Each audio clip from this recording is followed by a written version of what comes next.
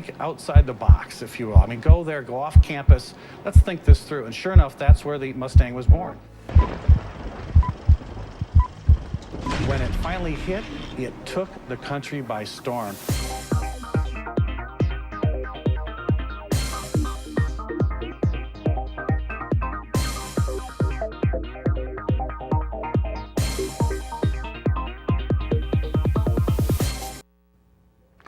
Hello, everybody, and welcome to another edition of Cars in Context. I'm your host, John Clore. You know, this is the Motor City, and this is the show where we put cars into the context of your everyday life. We got a really interesting show for you today. We're going to be talking about who is watching your driving. And I don't mean cameras this time. I mean, what little device is monitoring your driving habits and how does it affect your life? If you have car insurance or know somebody that does, this show will be for you. So to sort it all out, we brought in our super expert on automotive everything, Chris Sawyer. Hi, John. Chris is editor and founder of thevirtualdriver.com, the best automotive blog on the internet. And Chris, I really appreciate you coming in because, Chris, you are a guinea pig for this technology, and I can't wait to hear the story. It's because I'm cheap, John. Well, that may be the case, but we're going to find out all the risks and the ins and outs of this little driving monitoring of the insurance companies by us. So before we get there, Chris, let's find out what's in the news. I'll take this first one. Folks, we've been talking about this first item for a while. It's that backup camera thing that has been going on. You know, remember a while back when the U.S. Transportation Secretary, Ray LaHood, ordered us to mandated that every car company has to have backup cameras in it? And then the mandate got stalled and pushed back. Well, guess what? It's been delayed once again. What? Yep, yeah. No. That's the way it works in the government. LaHood's been getting a lot of pushback from the automakers who say, you know what? It's not really cost effective. It costs money to put this technology, weight too, that's a penalty, more electronics to put this into your car. And you know what? Maybe we don't need backup cameras. We've discussed it on the show before. They're not really foolproof. Chris, the idea is sometimes, especially in Michigan, it gets dirt on there, it gets dust. Snow, salt, you name it, yeah. Sometimes there's a race driver who wants to create little tear-offs for them so that every time you went like back, walk past your car when you're going around to get like in, the screens on the tear off and get a nice clean one. But this is the fifth time now the backup camera. Oh, cut it out. So now the government's saying, well, you know, we do have technology, folks. I don't know if you know that. The technology is the government should just maybe use those little ultrasonic sensors we have in the back of the car that beep. Here's my problem with this whole thing. With the rear camera, we have to look at our screen. You put it in reverse, and you better look. Just like you better look this way, you still have to look into the camera. If you just throw it in reverse and you don't train yourself to look, like we obviously have them, it's not going to do anything. The sensors will make a noise whether you're looking or not. So I don't know if it's just time we just stop the nonsense. I know you like it. I do like it because there are a lot of vehicles I've driven that are very hard to look over. Yeah. And the trunks are so high now for aerodynamics that you can't see much back there. I mean, you could lose a 12-year-old back there. I know. And there are a few 12-year-olds I wouldn't mind losing back there. My nephews and nieces. But the fact of the matter is, this stuff is coming already through the marketplace. It's being demanded by people. You can buy it in the aftermarket if you want to. Mm-hmm. There's no reason to mandate this stuff. Yeah. In fact, there's a couple of studies out by economists that show that on safety and environment, that quite honestly, if you let the market do the job, Yes. you'd be farther ahead than you would be. Let people pick what they want in their cars. Absolutely. All right, Chris, you give me a headline here. Oh, you want me to read this? Okay. Well, yeah, I was reading it quietly to myself. Anyway, Honda, once again, they're having trouble with their Ridgeline pickup truck. This is that pickup truck that isn't a pickup truck. It's a car. Well, it's a car with a bed on it. It's the Pilot. And Yeah. the Pilot is based on the minivan. Which is sorta. based on the Accords, kind Which of. is based on the Accord, kinda. Yeah, the way So wait, platforms we already work heard they is- were going to cancel it, but then they weren't going to. Then they weren't, and now they may gonna cancel it again, according to the people, because What's the problem? they only sold 14,000 in the last year. So it comes out, they sell 50,000, and then it goes. Well, yeah, because how many Honda buyers really want a pickup truck for one thing? They're not the kind of typical. It's too large for what it is. If they weren't going to do a full-size pickup truck, they should have done something medium-sized that was different. Yeah. That was really more in keeping with what you expect from Honda. You know, I know you didn't like the Yeah, floor deal. Under and the floor is the spare tire, so if you had a load of sand and you got home, You and couldn't had a get flat, it. You can't get the spare. And there was out. also wasn't there also an area to hide things, if Yeah. you wanted to and all that. Yeah, the Great lock- idea, but yeah. if you can't get to it, It's useless. No bloody So brains. down in Alabama, they'll build the other stuff, but they're going to just stop building them for a while, or maybe think it over when everybody else comes out with a new pickup. I think it's going to be that they will probably find that there's not a real need for it, and they'll come up with something else. Probably, my guess is they'll take the Pilot and they'll do like Hummer did with the H3T, and they'll make a little pickup. So I guess all the commercials Yeah, in town, you're not going to be a Honda truck guy now. So we'll Were see you what ever? happens. Listen, I got one. Speaking of trucks, folks, we've been talking about trucks. We had a small truck show.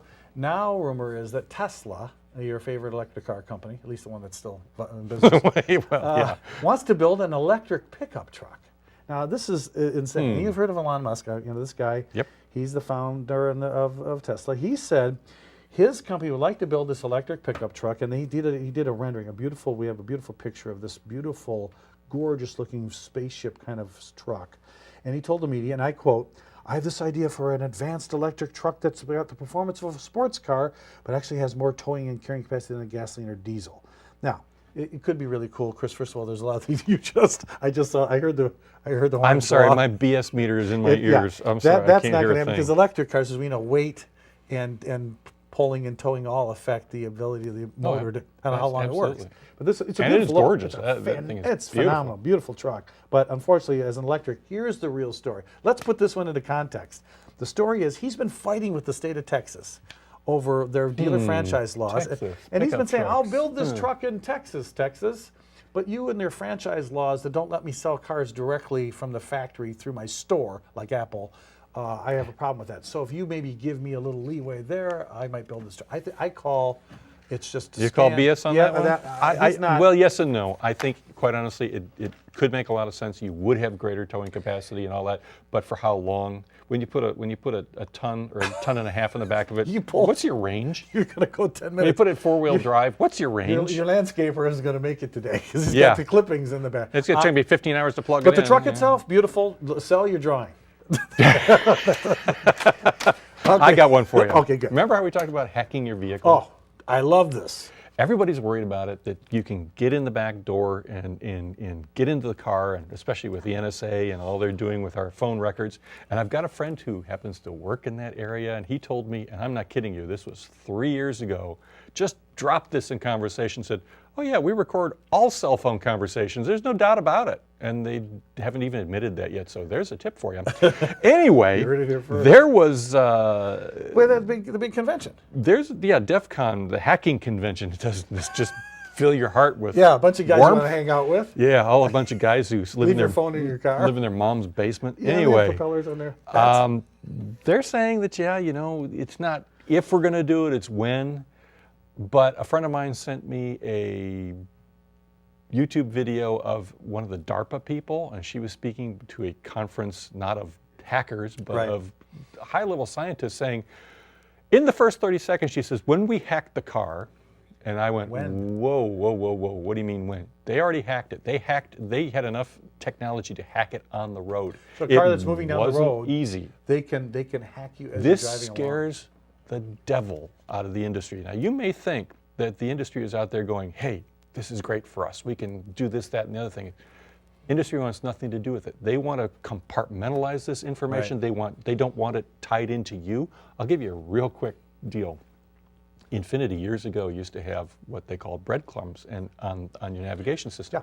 Yeah. And the default was that the breadcrumbs were on, until Infiniti was called in for a couple of high-level divorce cases where the husband forgot to turn them off, or the wife, whoever it was, and the spouse, the aggrieved spouse, was able to find out where the other person was. So be nice to your friendly neighborhood hacker. He could help you find out a lot about things you may Oh not. yes, absolutely. So Well, listen, that's too much for me to bear. But here's something, folks, that you'll find very interesting. We found out where the worst drivers in America are, and the list is they're out. always in the state that's around yours, but it's not yours. Well, it's not Grosse Pointe and it's not Michigan. So congratulations to Grosse Pointe and Detroit. The worst driver. This is from the website slate.com. Okay. So they did a study. They looked at years of data about traffic accidents, automotive fatalities, alcohol-related driving deaths, and what they call pedestrian strike rates, which doesn't sound I'm sorry, good. that does not. And imagine they use all these things as indicators of bad driving. Very good. From their findings, they figured out which city has the worst drivers in America, and the winner is, well, should we say the loser? Miami, Florida. In fact, 3 out of the 5 cities with the worst drivers are found in the Sunshine State, with Miami topping the list. It's the first in auto fatalities and pedestrian strikes, and according to Slate.com, it's the first in, you ready for this? Obscenity-laced tirades of their fellow driver in Miami. Apparently, Really? Hialeah, Florida, which comes in at number 3, and Tampa, which is number 4, also seem to host a populous. Now, was Hialeah because those are people who are really ticked off that they lost at the track? That's what they're mad about. Okay. And they're leaving with their broke. But they're also, they have Tampa. a passion for, yeah, they run down pedestrians. So 3. 3 out of the 5, the top 5.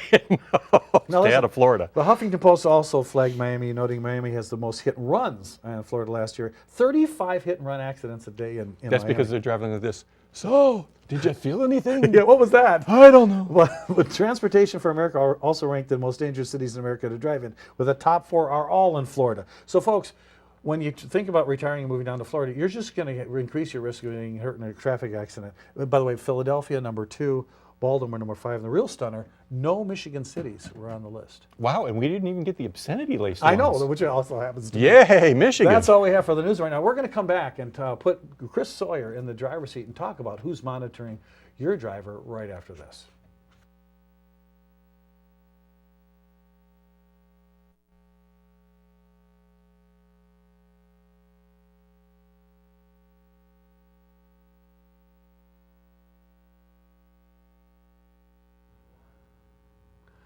Welcome back to Cars in Context. I'm your host, John Clore.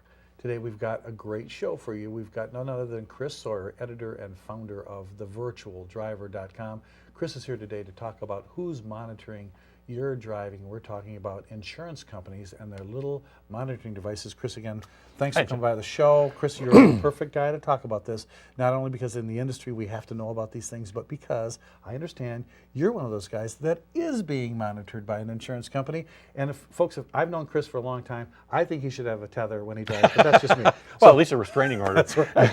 So let's just get right to it. What is this? You've seen him on TV.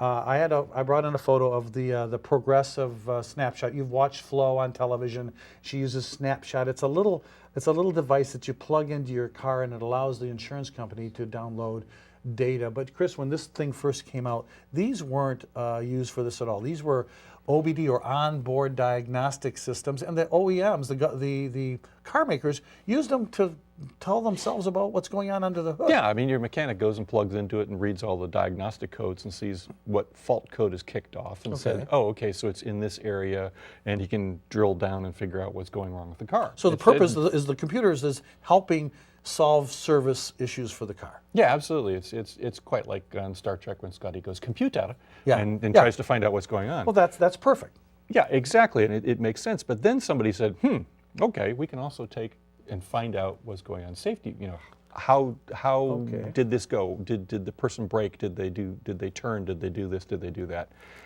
And that was sort of something that the car companies were looking at themselves, because they gave them an idea of what the real world accidents were like. Yeah, and you know, folks, if you think about an accident and you have so many milliseconds when you stepped on the brake and when there was an impact, these computers can actually measure when you stepped on the brake and when the impact happened, and it can help automakers. And what you did in between Yeah, to and it'll to help try and them mitigate. devise Yeah. a better safety system when it comes to crash avoidance and things like that. So really, we're still in the realm of this is in the automaker's back pocket. Right. They're trying to make a better product. Right, okay? and they're trying to keep this all segregated from everything else. It's not tied to you as a person. Okay. You're just a driver. in that vehicle. Yeah, and then they take and they correlate all the information that they get down from everybody, and they say, oh, we had 10% of this and 60% of that and 20% of that. Yeah. So they were able to say, this is where we really need to look. Okay, so we get all this now, Chris. Now here's the question. All right, so at one point, now you went to the AutoZone store and you went out and read your code so he could tell you why your engine light was on. That's helping the consumer. But at one point,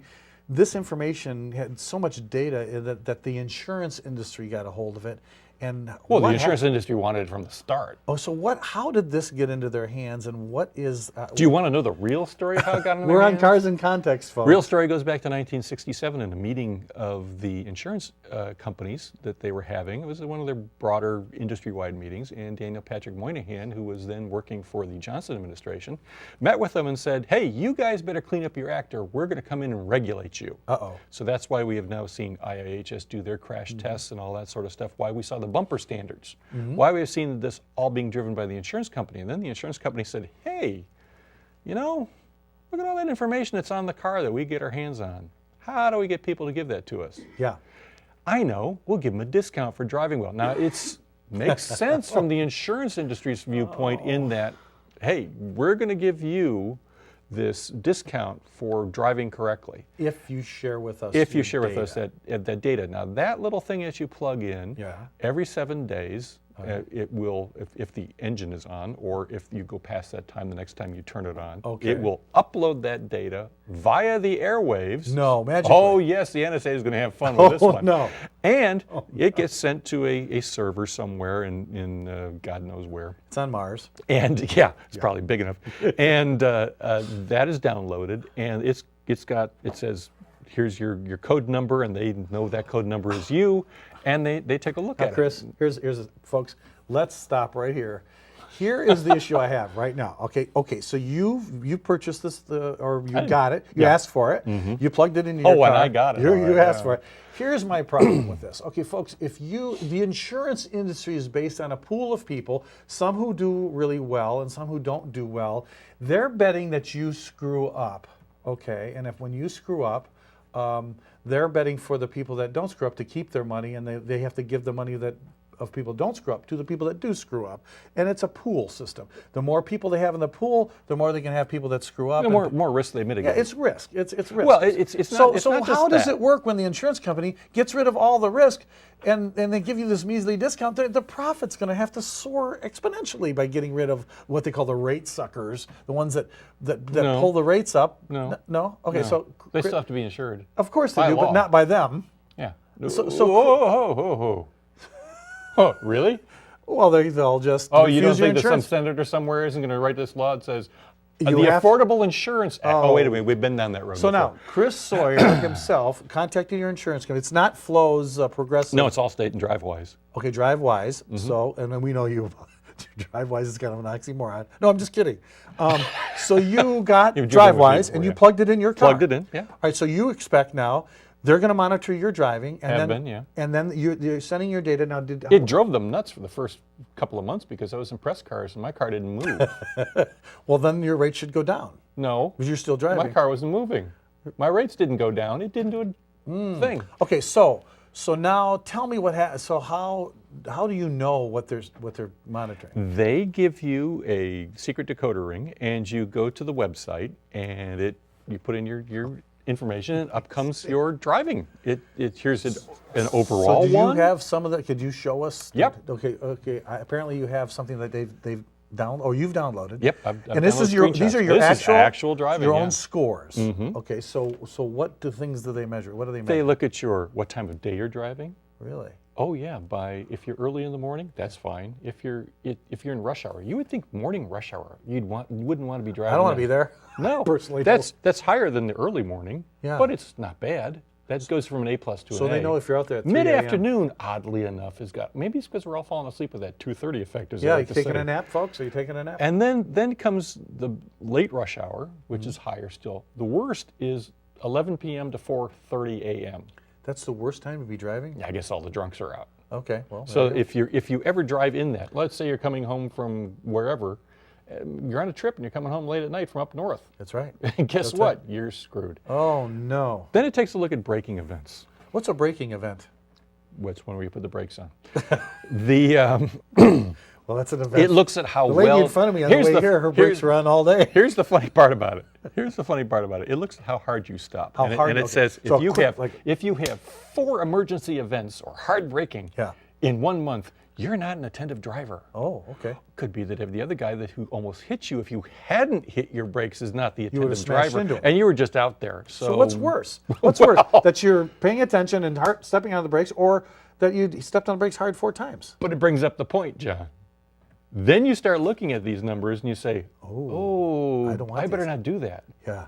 You know that for the first month I was running yellow lights because I didn't want a braking event on there? Oh, you don't want a hard braking event. No. So now And you were going to get it if you had stopped in there. Oh, yeah. And then it was going to sit there and go, oh, look at you. You're not paying attention. Exactly.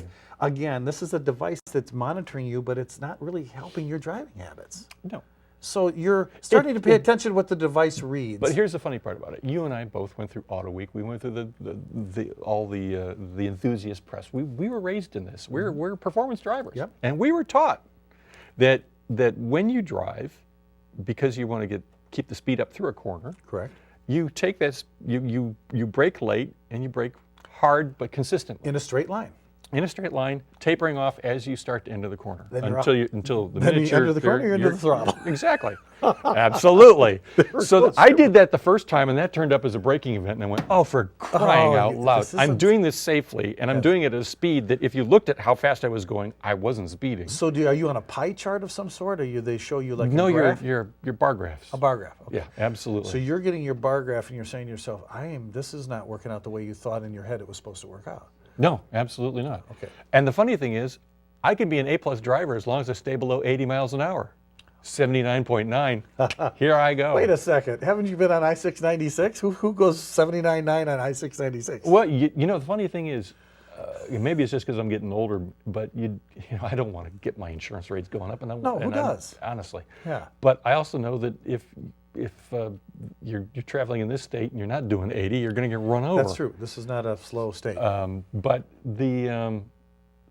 it's sort of funny, and the braking one was really what made me chuckle, because the week after my first one, I won the award at Ford during their long lead for the best braking for the hybrid. Oh, no. So please. Okay, so folks, understand that when you do sign up for this program, if you decide to sign up, the reward is if your numbers are within those insurance company If you parameters, get a all discount. A pluses, you'll get 30%. Right. Me, What did you get? 17. Oh, so you've got a discount. And what did Cindy say? I don't know. She said, we're pulling this thing off of here. This is ridiculous. So you did get a discount. did get a discount. Here's the opposite of that, folks. You could also be observed not being one of their best customers. Right now they say And that'll stick with you. Right now they say they won't penalize you, but if you trust insurance companies, I've got an old Buick that I'd like to sell you that was only driven to church on Sunday. Chris, I'd love to spend more time. I want to continue to monitor this, but we're out of time already for our topic of the day. Oh, darn. Thank you for that. Welcome. But folks, you know, right now it's time for one of our favorite segments on the show. It's called Pride in My Ride. And today, Pride in My Ride is our featured car. It's a friend of ours who we've had up here on our lovely show before. His name is Mike Ray. Mike is the president of the Mustang Owners Club of Southeastern Michigan. He already had an 05 So Mustang. it must be a Fiero, right? No, he bought himself this beautiful 1993 Mustang GT convertible. It's what known as the Fox body car. It comes in a very rare combination of blue and silver two-tone. He found this pristine 52,000 mile example of one of his favorite cars. Was not looking for, he was actually looking for a Mustang Cobra, an earlier SVT Cobra. Stumbled upon this and absolutely fell in love with it. Of course, not needing an extra car, he drove it home. And so Mike Ray, congratulations on your 1993 Mustang GT convertible. Folks, if you have pride in your ride, send us a JPEG picture of your car and why you have pride in your ride to jclore@carsandcontext.com, and we'll be sure to put it on the air. But that's not all. No? No, the rumor is we also have viewer mail. No. Let's guess Lauren Parrott. Lauren, is it true that Cars and Context has viewer mail this week? You're so popular. Thank you, Unlike Lauren. school, eh? Lauren's brought in fresh off the press. That's right. We have viewer mail so Chris, why don't you take the first letter from one of our viewers? Okay, this one comes to us from Tracy R. in Dearborn, who watches Cars and Context on AT&T Uverse Channel 99. Hey, Okay. same one I watch Thanks, it on. Tracy. Okay, thank you, Tracy. What do you think of Tesla Motor founders Elon Musk's Hyperloop Alpha idea as a new fifth mode of transportation after planes, trains, automobiles, and boats? Please. And do you think carrying people in a tube and shooting them up to 700 miles per hour to make the trip between LA and San Francisco in just 30 minutes for only $20 is really viable? I saw that. I saw this. Folks, I hope you've seen it. That's a great question, Tracy. It's doable. It's obvious, it is doable, but you want to, I've already got moles in my backyard. Do I want one that goes all the way out there? You know, okay, folks, would you hop into this seat that's inside some kind of, what is it, electric magnetic tube? Yeah, vacuum operated? Yeah, maglev in a vacuum. Okay, Yep. so would you actually pay $20, strap yourself into this, and then 700 miles an hour would you feel safe in that? Well, you could, but if something went wrong, they wouldn't have to bury you. Well, wait a minute, didn't he say they did something? Just caught that, did you? A little slow, folks, because there's mountains there too, because you could just, but isn't there earthquakes out there? What happens if Oh, it's, yeah. What happens so he's if- got to have pylons, and he's got to have all kinds of... It's theoretically possible, and yeah, it would work, and folks. it actually would be a little fun, but Folks. you'd be going faster than. I'd prefer my car. Yeah. Thank you, Tracy, for the great question. I've got one. This one says, this comes from Trevor C. in Grosse Pointe Woods, who watches Cars in Context on Comcast. That's channel 915. Hey, cool. Comcast. He's up there. Says, Dear John, love your show. Thank you. I appreciate you including Pride My Ride, which we just did. For viewers, I was wondering if you've ever considered getting all the Pride My Ride people together for a Grosse Pointe car show. I have not, Trevor, thought of that. But listen, there is a Grosse Pointe car show. I don't know if people are aware of Yeah. this. Yeah, we have... Grosse Pointe has its own car show now within the Village Fest, which happens this year. It's September 7th and 8th down in the Village. And they have a car show within that. You should enter your car there. You go to thevillagegp.com, sign up your car if you're in Grosse Pointe. You don't need to be any special car. There's just, you're proud of your car. So Pride My Ride exists outside of Cars in Context. Of course, we want you to have your car shown here. Folks, that was a great question, Trevor. If you have a question for one of our wonderful shows and you want to get it on the air and read and answered, just send it to me, jclore@carsincontext.com, and we'll be sure to put your question on the air. Chris, believe it or not, we're out of time for another great show.